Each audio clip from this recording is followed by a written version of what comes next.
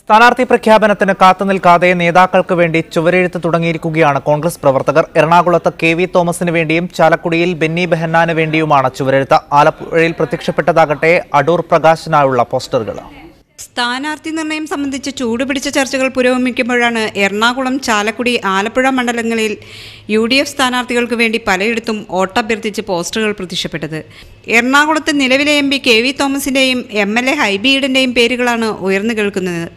കെ.വി. തോമസിന് വേണ്ടി ചെറായിയിലാണ് ആദ്യമായി പോസ്റ്റർ പ്രത്യക്ഷപ്പെട്ടത്. കൂടാതെ മണ്ഡലത്തിലാകെ തോമസ് മാഷിന്റെ പ്രവർത്തനങ്ങളെ പ്രകീർത്തിച്ചുള്ള കൂറ്റൻ ബോർഡുകളും സ്ഥാപിച്ചു കഴിഞ്ഞു. അതൊക്കെ ചില പ്രദേശങ്ങളിൽ ചില പല സ്ഥലത്തൊക്കെ നടക്കുന്നത്, അതൊന്നും നമ്മൾ പ്രോത്സാഹിപ്പിക്കുന്ന കാര്യമാണ്. ചാലക്കുടി മണ്ഡലത്തിൽ മുതിർന്ന കോൺഗ്രസ് നേതാക്കളുടെ പേരുകളാണ് പരിഗണനയിലുള്ളത്.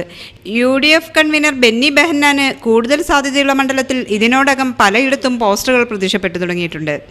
എന്നാൽ ഇത്തരത്തിലുള്ള ചുവരെഴുത്തിനെക്കുറിച്ച് അറിയില്ലെന്നാണ് എറണാകുളം DCCയുടെ വിശദീകരണം. സ്ഥാനാർത്ഥിയാകാനില്ലെന്ന് KC വേണുഗോപാൽ പറഞ്ഞതിനു ശേഷം നിരവധി നേതാക്കളുടെ പേരുകളാണ് ആലപ്പുഴ മണ്ഡലത്തിൽ പരിഗണനയ്ക്ക് വരുന്നത്.